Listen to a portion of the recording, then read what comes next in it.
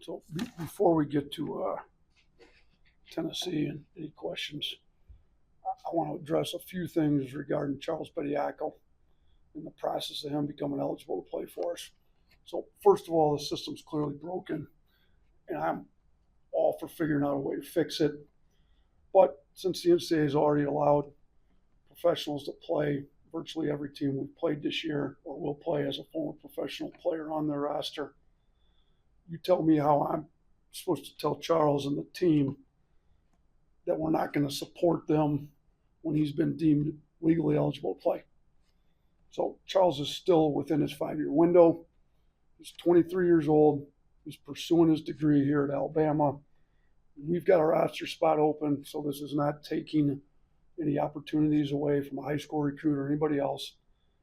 Charles shouldn't be punished for choosing to go the academic route out of high school rather than the professional route like the international players did.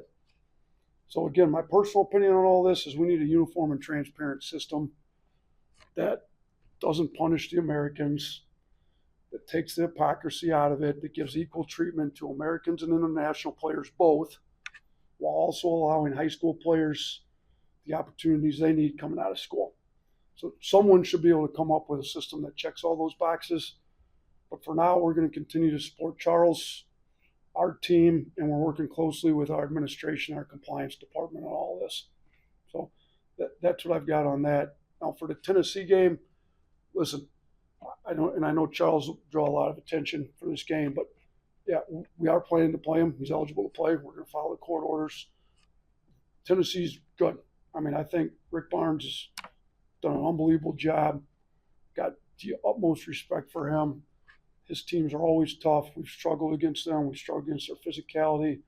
We lost one up there last year that I still take personally. I feel like I made too many errors at the end of that game. I've told the team I got to do better for them this year.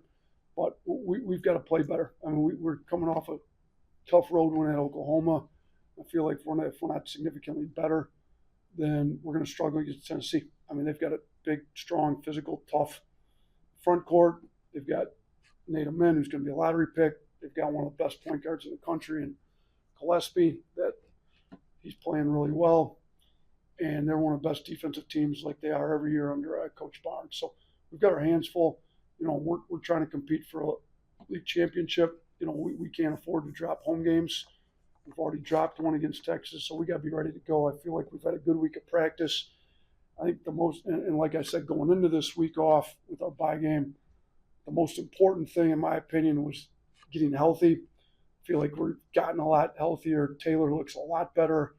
And sometimes it's, you know, he had a hand injury, but man, it feels like him taking the time off of his hand. His legs have gotten better. I feel like he's gotten better. London's gotten healthier. Barron wasn't 100%. He looks a lot better. Trelly's looking a lot better. He practiced today and most of the stuff. As long as he still feels great tomorrow, I anticipate him being able to go. So we're getting the guys we need to play healthy. Keaton, Davion, and Collins, obviously, those three will be out. Everybody else we're anticipating playing against Tennessee, and we're going to need them because they're a good team. We got to play well tomorrow. I don't know how much they pay attention to it. It seems like every coach in the country has an opinion on this. Just what's your reaction to this? You know what? And I've said this before. I take social media off my phone for the whole season. Really doesn't do anything except distract me from doing my job.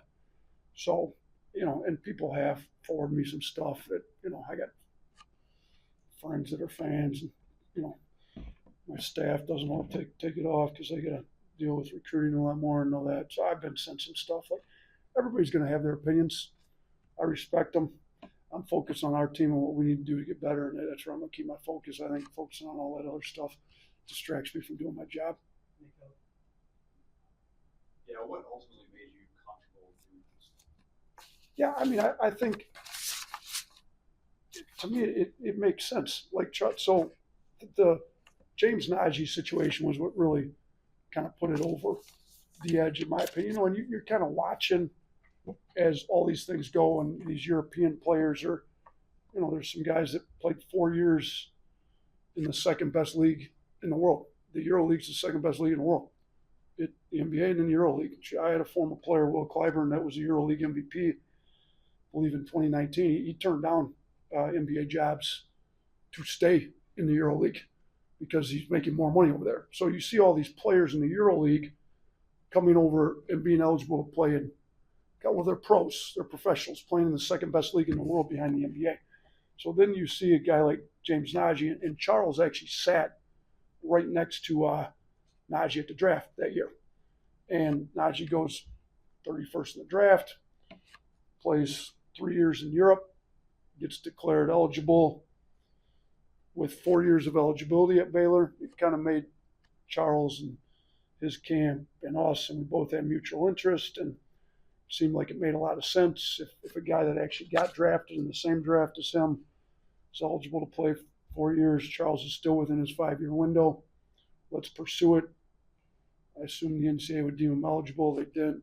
The court system deemed him eligible, and we're comfortable with what's happened so far. How has the rest of the team reacted to Charles coming in, and just kind of how has he adjusted if he's been practicing with the team this week? Yeah, so they're great. I wouldn't bring a guy that wasn't high character into the team, and I think we've got a team full of high character guys. And we've got a need for it. We assumed Collins was going to be able to play this year. He's had the heart condition all year. It doesn't look like he's going to be able to play this year. Keaton, has been playing backup 5, some 4. He's come across injuries. I don't know when he'll be able to play again. Taylor's been in and out. We were thin in the front court after Collins went out to begin with.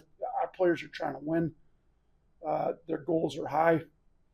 Charles is going to contribute to them winning, and he's a great guy. He's been an unbelievable teammate. Every kid that played with him is 2 years here. Love playing with him. So he's been welcomed in. And Charles was here when some of these guys came on visits, and they know him from them too. Charles has been around. She was here last year when they played in Birmingham last week. He came down with their coaches and watched practice. He's been around. So, and I stay in touch with all our former players. So I've continued to talk to him through the years, and I love having our guys come back. So he's been a guy that's been around. They're pretty comfortable with him, and he fits in great. We practiced today. We could play him and Aiden Sherrill together. Aiden Sherrill spaces the floor really well, can play some 4. There's a lot of teams in our league that play 2 bigs. Noah and Aiden can play together. We've done that already. Charles and Noah can play together. All those guys that frees Taylor and London up to play a little bit more what their position is. I think it helps everybody out, and they're all thankful for a guy to help us win some more games. Do you think this is good for the sport? And if not, do you have any personal responsibility for it, or is it just a system thing? Kind of like I said, that we've got to come up with a uniform and transparent system that doesn't give preferential treatment to international players like the current system does, because those guys can play 4 years professionally and then come here. So is it good for the sport? I mean, at some point we've got to get it to where everybody's got a uniform, transparent. We all know who we can recruit and who we can't recruit. That doesn't give preferential treatment to international players. And once they figure that out, it'll be great. So if this helps them get to that point, that's great. But they need to get to that point. Yeah. Is there any concern or worry about potential punishment from the NCAA if he doesn't win the hearing on Tuesday next week? No, none. We've been in constant contact with our administration and compliance, so there's no concern with that.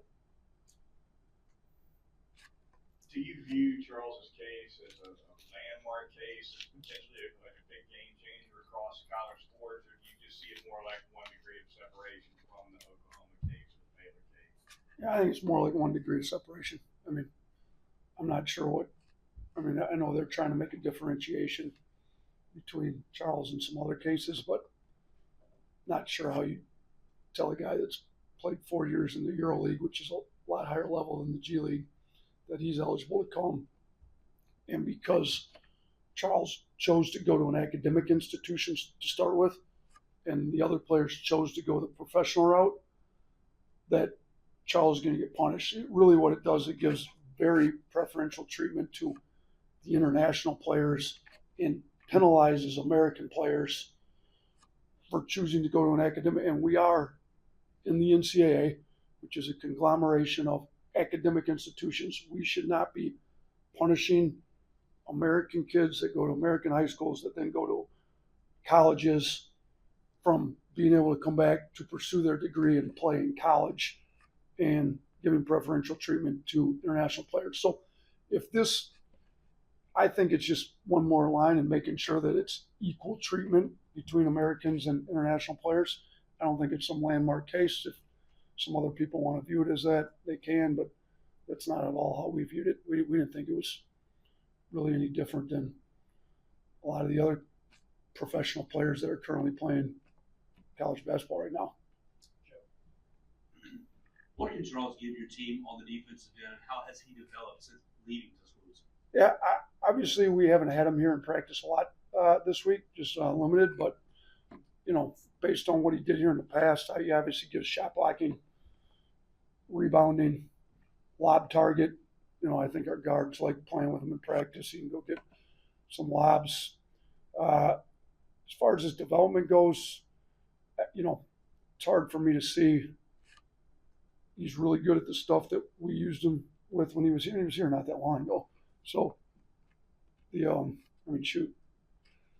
was a sophomore and Nick Pringle was a junior that year. Nick Pringle's still playing in the SEC. So Pringle's been in college longer than Charles is. That's where some people got to understand. He's in his 5-year window, and he's 23 years old. He was here not that long ago. And when he was here, he was an elite rim protector, very good post defender, rebounder, very good lob target. And I think his game's continued to develop, and we'll try to use some of the stuff he's developed. But right now, we're just trying to get him used to playing with the players we have. It was a lot easier for him to come back because he's been in our system. Our system gets tweaked a little bit every year, but Fleming's been in the NBA, so we ran an NBA system when Charles was here. Charles has played some G League teams that play an NBA system. He's back playing an NBA system now. So it's not as big of an adjustment as maybe some of these other guys. Yeah, Coach, just kind of looking at the timeline of this. Has this been kind of a planned date? How long has it been kind of established? And was Charles playing in Birmingham this past week? Did that affect him coming here this week, or is there anything on the timeline?